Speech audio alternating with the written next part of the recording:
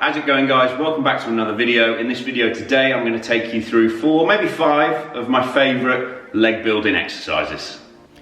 Okay, so first movement we've got is a barbell reverse lunge. Personally, I really like these compared to a front lunge for the sake of just looking after your knee joints, and a big part of that is just the fact that with stepping back into the movement, people tend to find it easier to control the movement, take their time, and then by default you tend to feel the muscles work a lot better compared to a front lunge where people tend to stamp into the movement, rush them too much.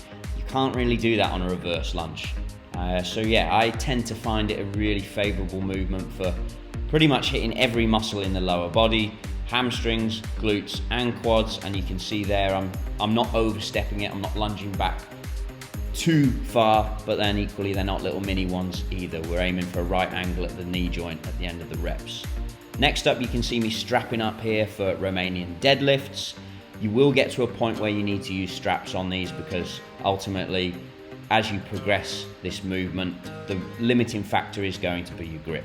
It's not something you want to be focusing on just learning the movement. You should be plenty strong enough through your forearms and your grip overall to get stuck into this to begin with, but like I say, you will get to a point where you need to use straps.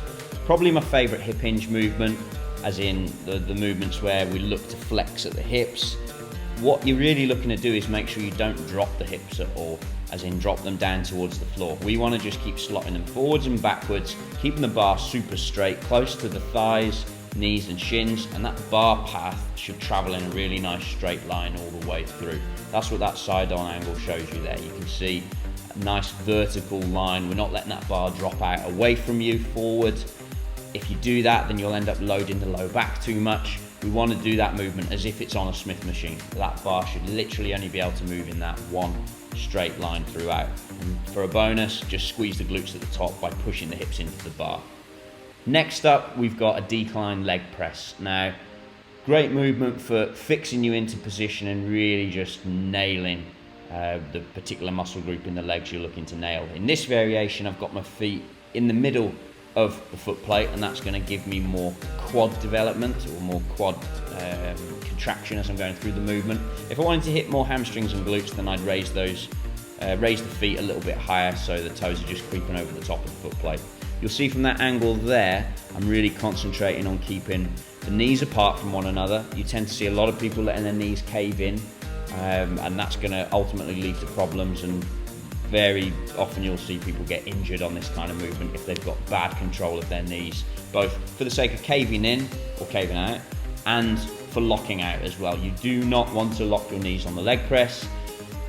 Just YouTube it, what happens when you do it with a lot of weight, and you will find some epic fails that will put you off the leg press for life. So good depth all the way through, and then stop just short of locking the knees out.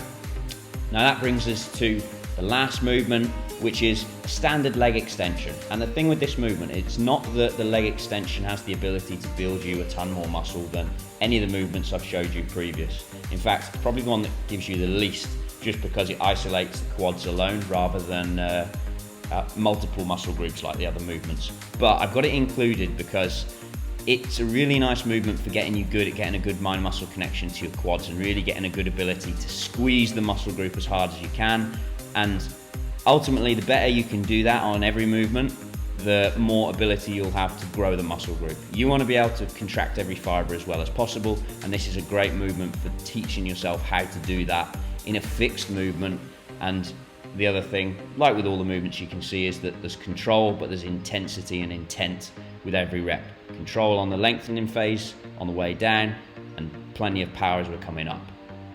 So there you have it. There's my favourite leg building exercises. If there's any that you think should be in there, throw them in the comments, let me know, and let me know what you think of the ones I've included as well.